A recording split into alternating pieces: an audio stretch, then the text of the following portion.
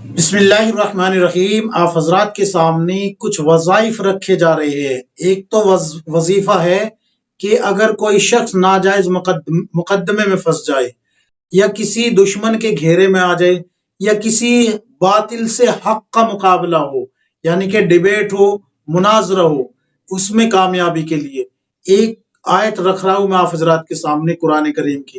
ایک تو یہ وظیفہ آپ کو بتاؤں گا میں، اور دوسرا ہے کہ اگر کسی کی شادی نہ ہوتی ہو، انشاءاللہ تعالی العظیم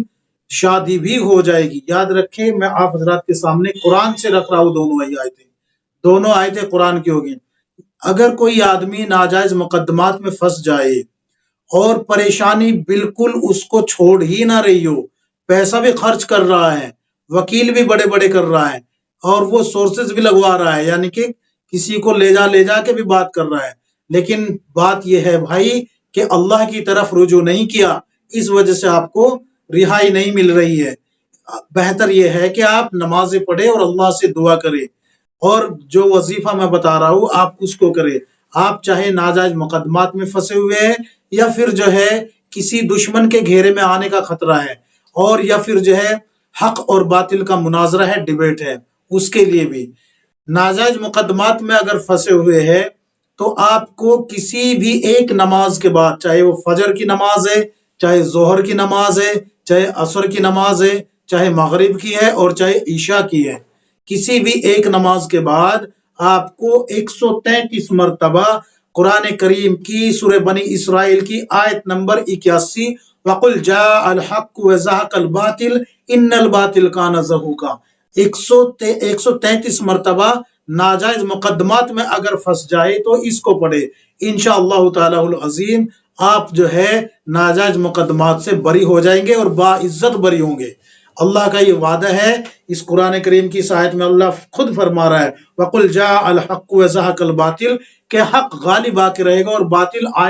باطل مٹ جائے گا، اور باطل آیا ہی مٹنے کے لیے ہے۔ تو قرآن کریم کی اس آیت کا مفہوم بھی میں آپ حضرات کے سامنے رکھ دیا ہوں۔ وَقُلْ جَاءَ الْحَقُّ وَزَهَقَ الْبَاطِلُ إِنَّ الْبَاطِلَ كَانَ زَهُوقًا قرآن کریم کی اس آیت کو آپ ناجائز مقدمات میں اگر پھنسے ہوئے ہیں تو اس کو کسی بھی ایک نماز کے بعد 133 مرتبہ پڑھے،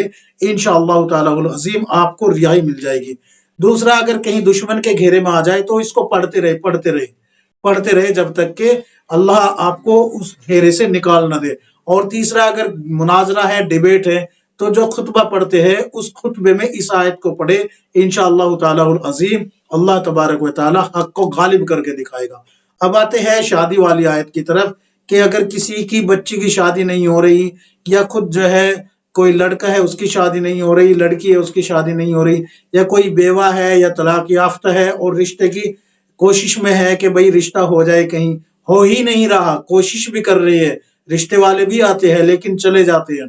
تو اس کے لیے آپ کو کیا کرنا ہے؟ سورہ قصص کی آیت نمبر 24 آپ اٹھائے اور اس کو پڑھے، ربی انی لما انزلت الی من خیر فقیر۔ یہ آیت جو ہے ہر فرض نماز کے بعد 25 مرتبہ پڑھے، ربی انی لما انزلت الی من خیر فقیر۔ اس آیت کو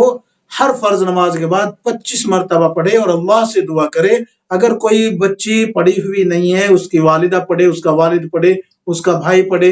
حالانکہ یہ اتنی بڑی آیت نہیں ہے، آپ خود بھی یاد کر کے پڑھ سکتی ہے۔ کوئی لڑکا ہے وہ پڑھے۔ یہ میرا خود کا آزمایا ہوا ہے، جو میری اہلیہ ہے، لاک ڈاؤن کی وجہ سے ہماری شادی رک گئی تھی، تو اللہ سے میں نے اسی آیت کو پڑھ کے دعا کی ہے۔ اللہ تبارک و تعالیٰ نے لاک ڈاؤن میں ہی شادی کے اسباب بنائے اور لاک ڈاؤن میں ہی نکاح ہو کے، شادی ہو کے گھر رخصتی ہو گئی۔ یہ میرا خود کا آزمایا ہوا ہے۔ میں یہ جو بتا رہا ہوں دونوں ہی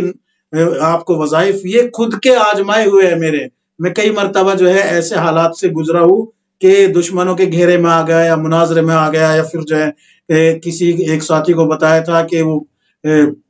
مقدمے میں پھنس گیا تھا، تو اللہ نے اس کو بھی رہائی عطا فرما دی۔ تو یہ دونوں وظائف میں وہ بتاتا ہوں، وظائف جن پہ میں خود جو ہے آزما چکا ہوں، مجرب ہوتے ہیں، جو میرے خود کے آزمائے ہوئے ہوتے ہیں۔ تو یہ جو میں نے دونوں وظائف بتائے ہیں، اللہ تبارک و تعالیٰ پہ یقین رکھتے ہوئے، اللہ پہ توکل رکھتے ہوئے پڑھے، انشاءاللہ تعالی العظیم آپ کا مسئلہ حل ہو جائے گا۔ اللہ تبارک و تعالی ہم سب کو کتاب و سنت کے مطابق زندگی گزارنے کی توفیق عطا فرمائے، آمین یا رب العالمین۔